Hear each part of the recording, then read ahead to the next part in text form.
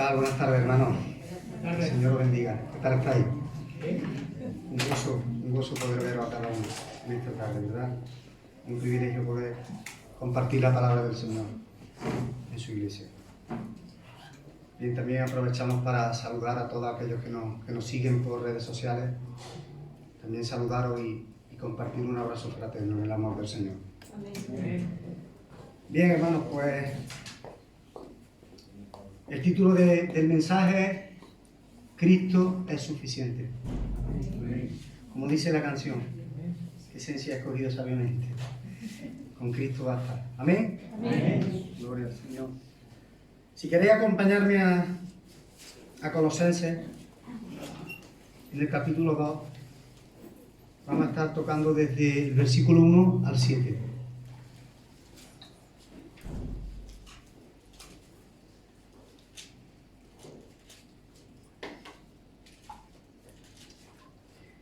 Y dice así la palabra del Señor.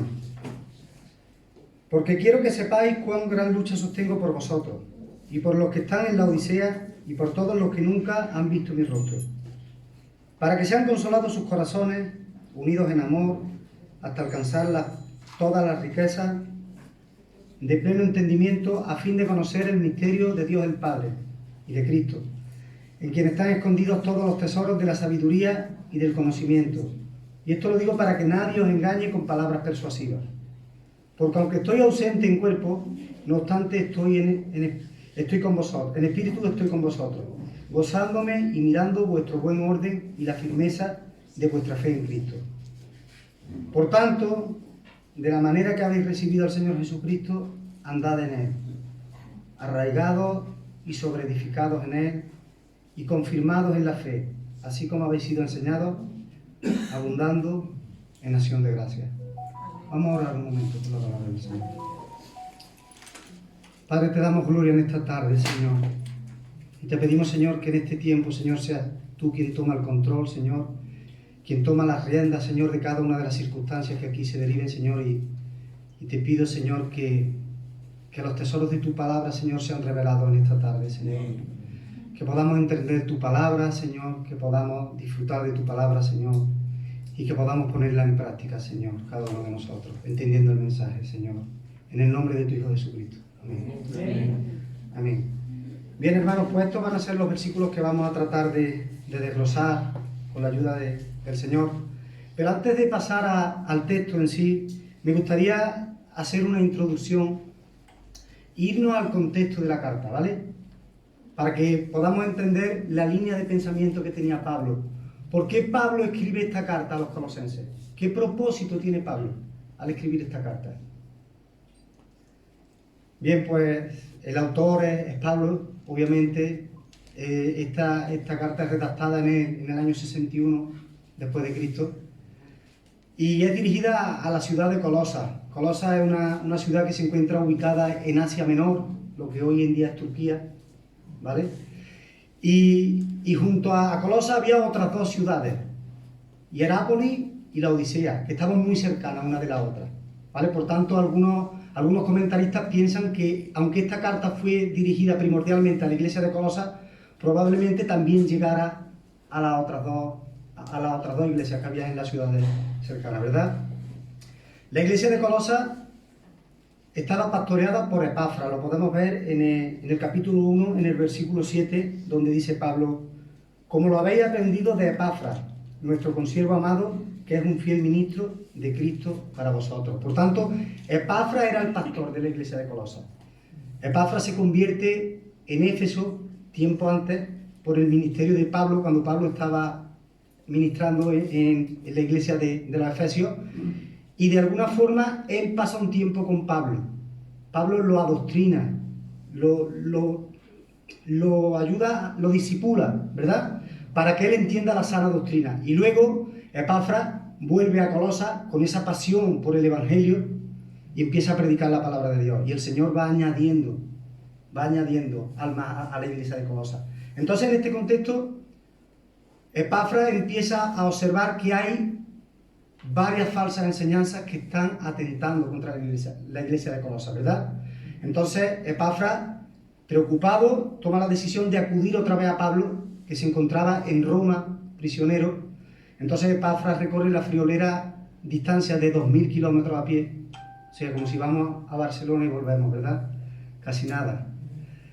Se entrevista con Pablo y le cuenta el problema que estaba sufriendo la iglesia de Colosas, esas falsas enseñanzas que estaban habiendo y que estaban influyendo en esta iglesia. Por tanto, Pablo decide redactar esta carta. ¿Con qué propósito? En primer lugar, edificar la iglesia, animar la iglesia, también advertir a la iglesia de estas falsas enseñanzas. Pero como propósito supremo, él en esta carta tiene el propósito de levantar el nombre de Cristo, de exaltar la doble naturaleza de Cristo. Cristo es 100% Dios y es 100% hombre, ¿verdad? Esa es una de las doctrinas troncales de nuestra fe. Por tanto, Pablo la defiende a ultranza y también quiere defender que tanto para la salvación como para nuestra vida cristiana, lo que se llama la santificación, Cristo es suficiente, ¿verdad? Por tanto, en este contexto, Pablo escribe la carta. ¿Cuáles eran las falsas enseñanzas? Pues una que es común en todas las iglesias del Nuevo Testamento es la influencia de los judíos, los judaizantes. Ellos intentaban llegar a la iglesia del Nuevo Testamento, iglesias que estaban en la gracia, iglesias que se habían convertido al Señor Jesucristo por medio del Evangelio, que es por gracia, y estos judaizantes decían que no era suficiente, que a la muerte de Cristo, al Evangelio de Cristo, había que añadirle cosas de la ley judía, tales como la circuncisión, las fiestas judías, el día de reposo, ¿verdad? Para los judíos Cristo no era suficiente. En el otro extremo, otra falsa enseñanza, la de los gnósticos. ¿Qué es el gnosticismo? No vamos a entrar a desarrollar el gnosticismo porque es una forma de pensamiento muy difícil de explicar y nos tomaría mucho tiempo. Pero lo que sí vamos a hacer es explicar cómo el pensamiento de los gnósticos afecta a la sana doctrina en Colosas. El gnosticismo negaba que Dios hubiese sido encarnado en la persona de Cristo. Pues según ellos, Dios no puede tener contacto ninguno con la materia. Los gnósticos piensan de esta forma. Existen dos verdades paralelas que son antagonistas. Por un lado está la materia y por otro el espíritu. Para los gnósticos, la materia era mala y el espíritu era lo codiciable, era lo bueno. Por tanto, ellos no podían concebir que el Hijo de Dios,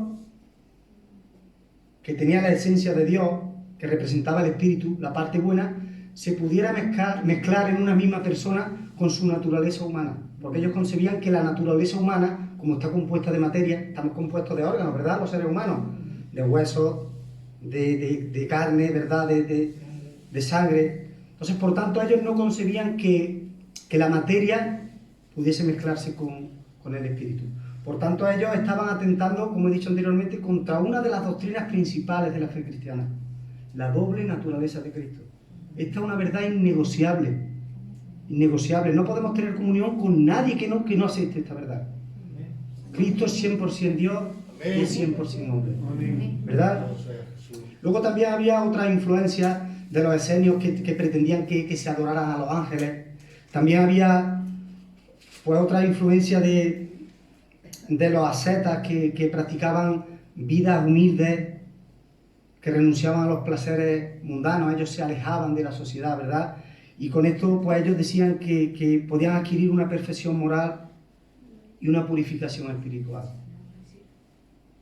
Un cúmulo de falsas enseñanzas que hacía temblar a Pablo, ¿verdad? Es curioso que a día de hoy, en pleno siglo XXI, la iglesia sigue siendo afectada de la misma forma. Hay muchas falsas enseñanzas que están entrando a la iglesia. Como bien decía Juanje hace un par de semanas o tres, de alguna forma el pensamiento del mundo está entrando de forma solapada en la iglesia. Y no estamos teniendo discernimiento. Hermanos, aferrémonos a la palabra del Señor. Que la palabra sea nuestra guía. El mundo fomenta que el hombre es autosuficiente, fomenta el ego, pone en valor el ego de la persona, cuando el mensaje del Evangelio de Cristo es todo lo contrario. El hombre no es suficiente, no es independiente, el hombre es totalmente dependiente del Señor. Y Jesús dice, el que quiera venir en pos de mí, tome su cruz y niéguese a sí mismo. Por tanto, lo del yo lo aparta totalmente. el mensaje del Evangelio. Aquí lo importante es Cristo. Amén. Amén. Otros peligros que afronta también la Iglesia a día de hoy, dentro de las iglesias, es todo tipo de práctica que no se somete a la palabra del Señor. Tenemos iglesias que se basan en experiencias místicas, todo en base a las emociones, pero no se subordinan a la palabra del Señor. Tenemos a día de hoy los judaizantes que no paran de tratar de influenciar, los cristianos mesiánicos creo que se llaman, ¿no? Hay un ministerio que en internet está haciendo estragos que se llama Raíces Hebreas, que quiere volvernos a la ley, de la gracia quiere volvernos a la ley. Está el falso evangelio de la prosperidad, ¿verdad? Está ¿cómo se llama? La confesión positiva. Yo declaro, yo decreto, como si el hombre tuviera poder en su palabra. El único que tiene poder es Cristo. Amén. Yo no declaro, yo no decreto. Yo puedo decir, la Biblia declara, o escrito está, porque el mismo Jesucristo se sometía a la Escritura y decía, escrito está, ¿verdad? Y también hay otro movimiento que está haciendo mucho daño a día de hoy, la teología liberal. La teología liberal es un movimiento que surge en el siglo XIX, pero que hoy en el siglo XXI está achuchando muy fuerte en la Iglesia. La teología liberal, de alguna forma, trata de entender la Biblia simplemente por el razonamiento, por la lógica, descartando todo lo sobrenatural que hay en la Biblia. Para ellos, la mayoría de pasajes del Antiguo Testamento son como una fábula, ¿vale? La sobrenaturalidad de Dios, ellos la desechan, porque como no pueden demostrarlo científicamente, ellos lo desechan. Por tanto, los milagros de Cristo para ellos no son válidos. La resurrección literal de Cristo al tercer día tampoco es válida. Ellos dicen que Cristo resucitó, el mensaje de Cristo resucitó en el corazón de los creyentes, pero que Cristo no pudo resucitar, que eso es imposible. La teología liberal también abraza movimientos que están muy de moda hoy en la sociedad y que atentan contra la santidad de Dios. Hablamos de la ideología de género y todos esos movimientos que de alguna forma atentan contra la santidad de Dios. Por tanto, hermanos, antes de entrar en materia, lo que yo os pido es que analicemos cualquier mensaje, que seamos como los de Berea. Y si el mensaje que nos están dando no pasa por el filtro de la palabra, lo desechamos. Por muy bien estructurado, por muy bien que suene, por mucho fundamento que parezca que tenga, por muchas palabras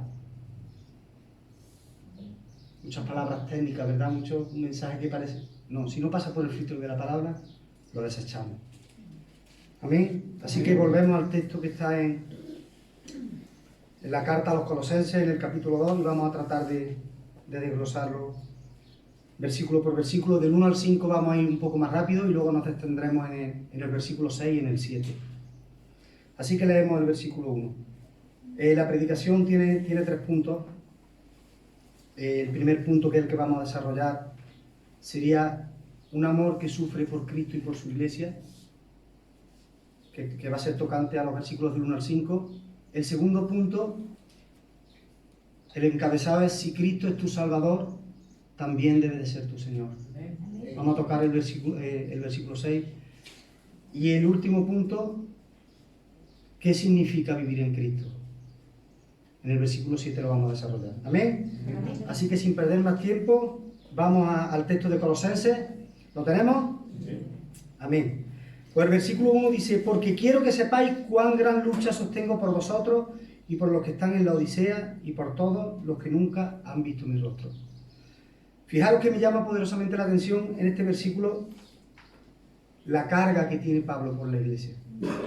Fijaros que años atrás Pablo era el máximo perseguidor de Cristo, el máximo perseguidor de la iglesia, pero en un momento puntual de su vida, camino a Damasco, él tiene un encuentro con Dios y el Señor cambia su corazón, hasta tal punto que lo hace girarse 180 grados.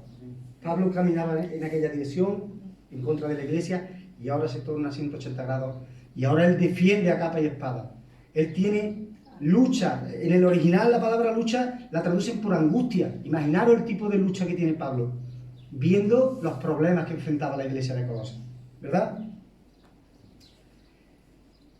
En el versículo 2 dice: para que sean consolados sus corazones, unidos en amor, hasta alcanzar la riqueza del pleno entendimiento, a fin de conocer el misterio de Dios el Padre y de Cristo.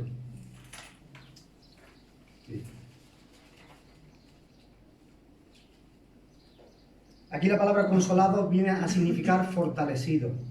Y fortalecidos sus corazones. Cuando la Biblia habla de corazón, no se está refiriendo al órgano que tenemos aquí bombeando sangre, ¿verdad?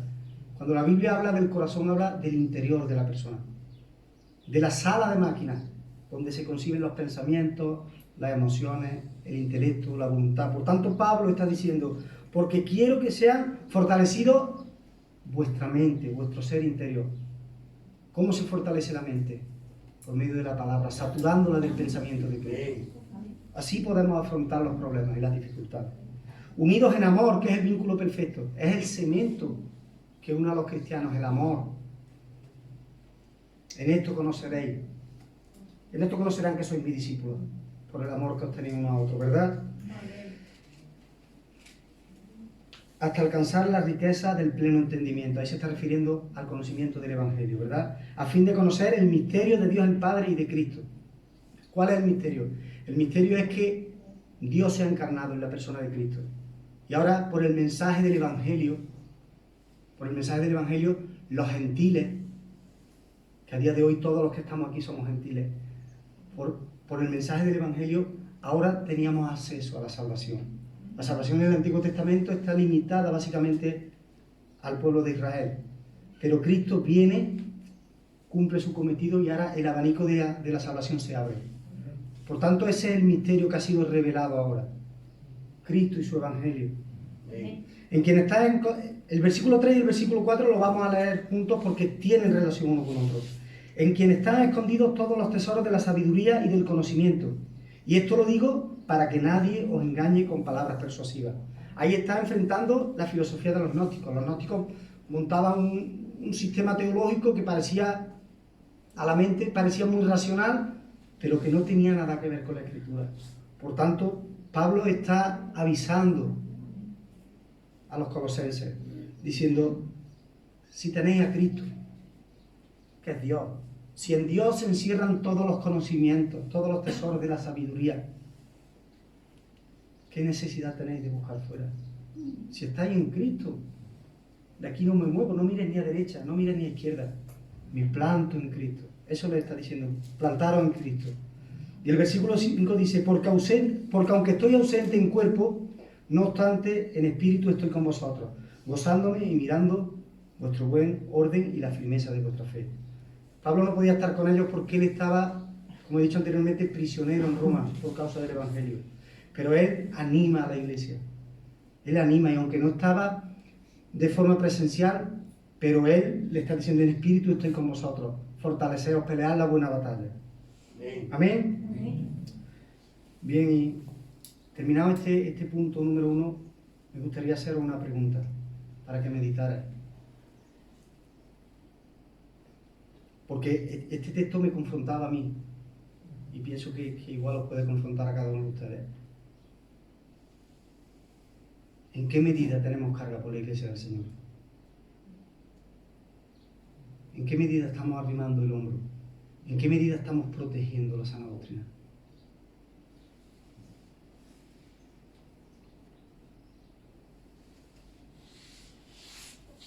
Bien. Pasamos al punto 2. Si Cristo es tu Salvador, también debe de ser tu Señor. Amén. Leemos el versículo 6. Por tanto, de la manera que habéis recibido al Señor Jesucristo, andad en Él. Por tanto, es una conjunción que une el pensamiento que hemos desarrollado del versículo 1 al 5 con la conclusión a la que llega Pablo, ¿verdad? Por tanto, de la manera que habéis recibido al Señor, ahora que estáis en la fe, es lo que le está diciendo, ahora que habéis abrazado el mensaje del Evangelio, ponerlo en práctica, andad en Él, vivid para la gloria del Señor, obedeced su palabra, andad sus pisadas, para que Él sea glorificado. Amén. Amén. Muchas veces yo cuando he pasado por este pasaje no entendía bien el concepto, qué significa andar, sobre todo en Él, qué implica andar en Él. Y me lo explicó un hermano, un pastor que me lo explicó de una forma muy ilustrativa y me gustaría compartirlo porque a lo mejor os puede ayudar también. Andad en Él significa, de una forma ilustrativa, imaginaros que esto soy yo y esto es Cristo. Cuando andamos en Él,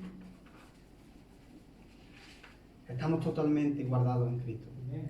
Y nuestra vida lo que manifiesta es el carácter de Cristo, para que Cristo sea glorificado, para que su nombre sea presentado a los de ahí fuera y puedan venir al Evangelio con amor. Amén. Amén. Por tanto, andad en Él. Andad en Él implica movimiento, vivir una vida que agrade al Señor. Andad en Él.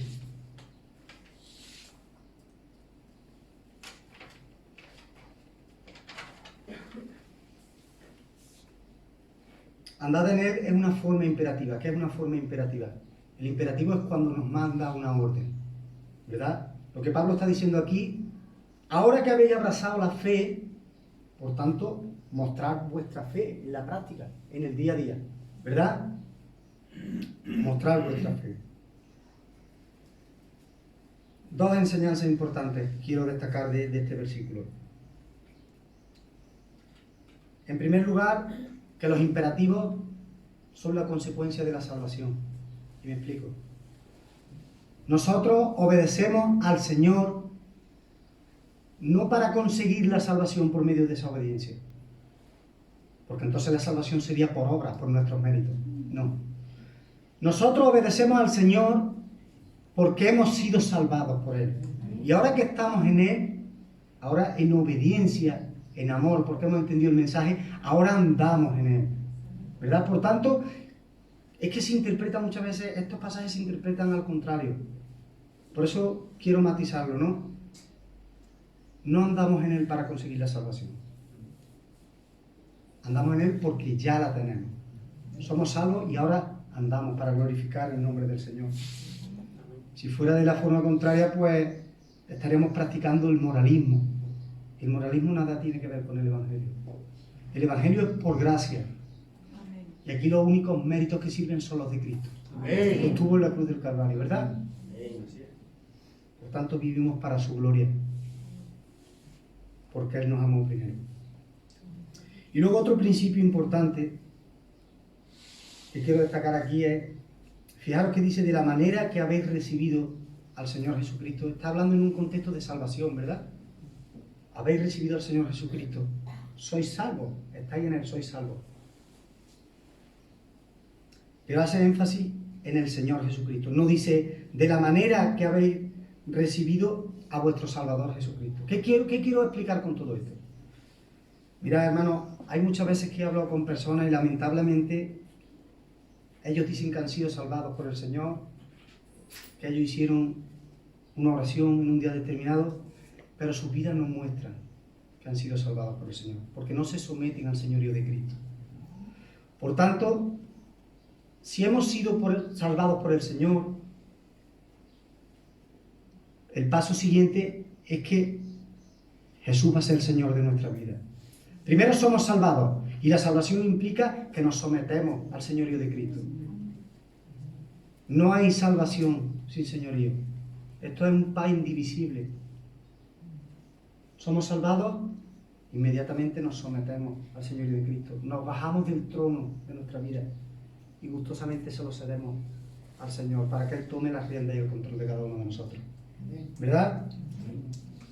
Bien. Fijaros un dato importante, ¿no? Con respecto a esto último que he comentado. En el libro de Hechos de los Apóstoles, donde pues se narran los primeros años de la iglesia neotestamentaria, ¿verdad? La palabra Salvador viene 2 veces en todo el libro de Hechos de los Apóstoles.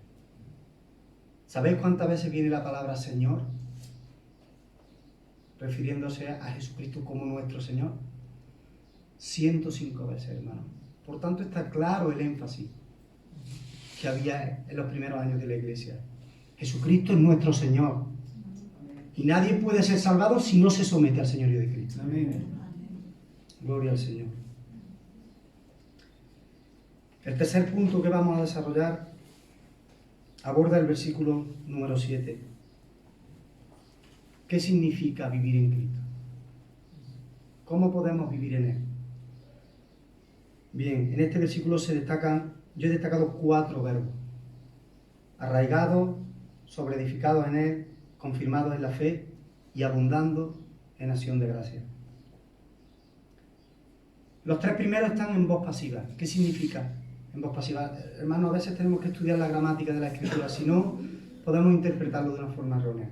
¿Qué significa un verbo que está en voz pasiva? Lo ilustro con una frase, ¿vale? Cuando decimos Manolo tiró la pelota, Manolo, que es el sujeto, está desarrollando la acción del verbo, ¿verdad? Manolo es el protagonista, él es el que tira la pelota. Es un verbo que está en voz activa. Ahora, cuando decimos la pelota le fue tirada a Manolo, entonces el sujeto ya no es el que desarrolla la acción del verbo, sino el que la recibe. Porque Manolo no es el que tira la pelota, Manolo es el que la recibe. Por tanto, él no es la voz activa de la frase, ¿vale? Hay alguien que le tira la pelota, ¿vale? Esa es la diferencia entre la voz activa y la voz pasiva. Por tanto, ¿dónde quiero llegar con todo esto? El primer participio que hay, que es arraigado, está en voz pasiva. Por tanto, nosotros no nos arraigamos. No nos arraigamos. Arraigado es una palabra similar a enraizado, y creo que así lo vamos a entender de una forma más clara, ¿verdad? Arraizado apela al ámbito de la agricultura, ¿no? Relativo a las plantas y demás, ¿no? Por tanto, antes de ser enraizados, tenemos que ser plantados. ¿Y quién nos planta? Si vamos al Evangelio de Juan, el capítulo 6, el versículo 44, dice así la palabra del Señor. Ninguno puede venir a mí si el Padre que me envió no le trajere. Por tanto, ¿quién nos planta en Cristo? El Padre, Dios. Dios nos planta en Cristo. Para ilustrar esto de una forma que podamos entenderlo mejor, hay una cita de Sam Storm, que es un pastor que me gusta mucho. Y él dice una frase que para mí refleja lo que yo quiero daros a entender. Dice así la cita: Dios bondadosamente ha sembrado mi alma en el terreno de la gracia inmutable e inconquistable de Cristo. Repito, Dios bondadosamente ha sembrado mi alma en el terreno de la gracia inmutable e inconquistable de Cristo. Nosotros no podemos sembrarnos a nosotros mismos. Un olivo no se siembra a sí mismo, ¿verdad? Tiene que haber un sembrador. Acompañarme al Salmo 1, por favor.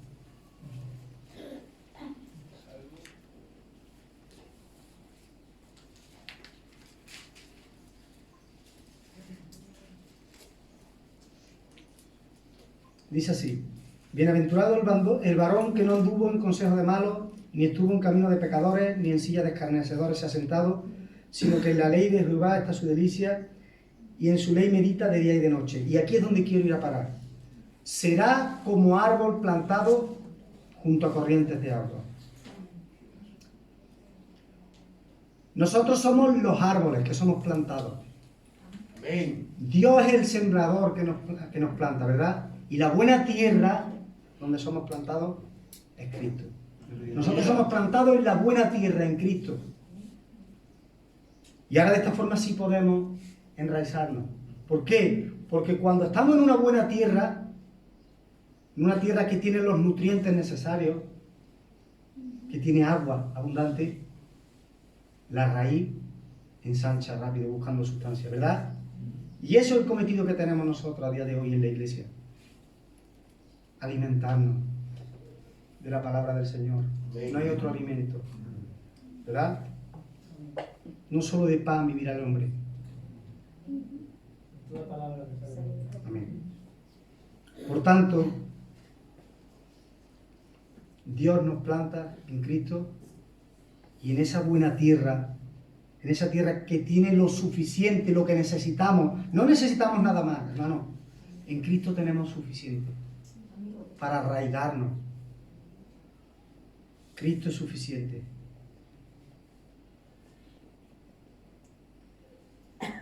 El segundo verbo que toca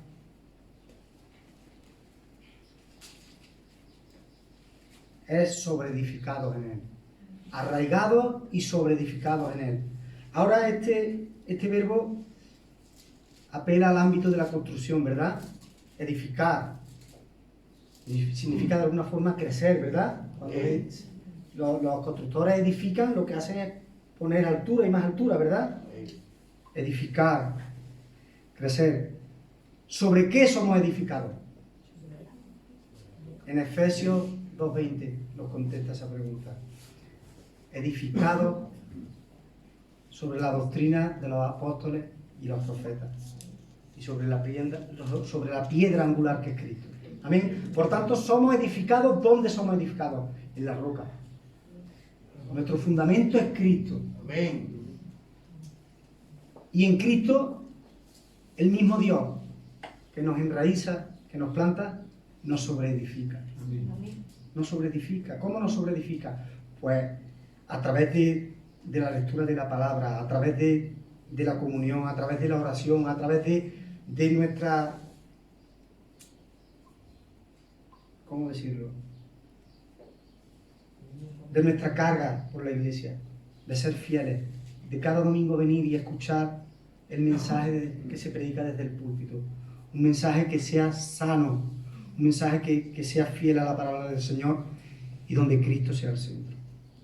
De esta forma somos sobreedificados. No quiere decir que nos sentemos en el sofá y el Señor nos sobreedifica, sino que nosotros ponemos de nuestra parte, ¿verdad? Por tanto, el Señor nos planta, en Él somos, en el buen fundamento de Cristo, en la buena tierra de Cristo somos arraigados, en la buena cimentación de Cristo, que es la roca, somos sobreedificados. Por tanto, vuelvo a decir que Cristo es suficiente para nuestro crecimiento. Crecemos no porque queremos crecer en sí. Un olivo o cualquier planta no crece porque dice voy a crecer, no. ¿Por qué crece? Porque está bien alimentado. Cuando tú te alimentas, vas a crecer en el tiempo que Dios quiere, porque Dios es el que da el crecimiento, ¿verdad? Pero ¿cuál es nuestro cometido? Alimentarnos, meditar en la palabra, estudiar. Hermano, que no venga cualquier viento de doctrina y nos mueva. Fijaros que la palmera es una de las plantas que dicen que tienen unas raíces más profundas, ¿verdad? Y cuando vienen esos vientos tan terribles, pueden balancear la parte externa de la palmera. Pero como está bien arraigada, como sus raíces son profundas, no hay quien la mueva. Hermanos, no nos movemos de Cristo, porque en Cristo estamos completos, porque en Cristo lo tenemos todo, ¿verdad? Bien, pues el tercer verbo es confirmados en la fe. La consecuencia de nuestro crecimiento es que somos confirmados, somos establecidos, estabilizados, somos fortalecidos en nuestra fe. ¿Confirmados en qué? En nuestras creencias, en nuestras convicciones. Para que venga lo que venga, de aquí no me muevo. En Cristo estoy seguro. No me muevo. Hermano, digan lo que digan. En Cristo estamos seguros. Y como cuarto verbo que he destacado es abundando en acciones de gracia. Aquí el verbo abundar en el original implica, imaginaros cuando un río se desborda, ¿verdad? Un río desbordado, así tiene que abundar nuestra acción de gracia. Si andamos en Cristo también vamos a abundar en gratitud. Abundar en acción de gracia muestra que estamos teniendo un crecimiento espiritual saludable. Fijaros que la evidencia de que una planta está creciendo sana la podemos observar en el verdor de sus hojas, ¿verdad? Cuando pasamos por un trigal o cualquier y vemos que está precioso el verde que tiene, decimos, wow, se está creando bien. La evidencia de que estamos creciendo bien espiritualmente es que abundamos en acción de gracia. Nuestra boca tiene siempre una alabanza. para Cristo.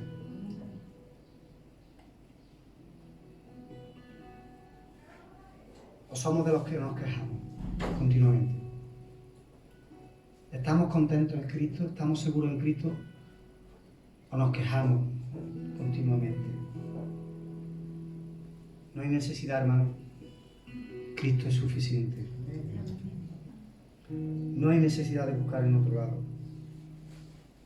Por tanto, a lo largo del día y entendiendo lo que Dios ha hecho por ti, tenemos 1.000.000 de motivos para darle gracias al Señor. Por tanto, nos paramos cuando nos viene a la mente lo que Dios ha hecho en nuestra vida a dar gracias al Señor.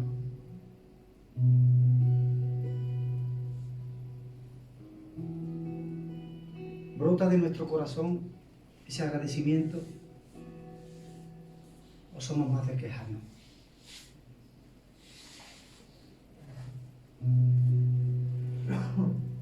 Bien, hermanos, a modo de conclusión, y no quiero alargarme más en esta tarde, hemos visto que Pablo tiene una carga terrible por la iglesia, porque él ama a Cristo y ama a su cuerpo, que es la iglesia.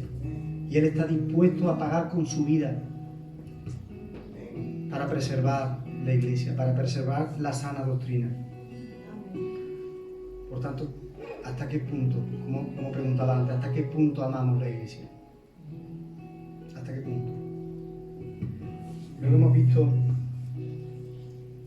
cómo él advierte a la iglesia de Colosas de los peligros.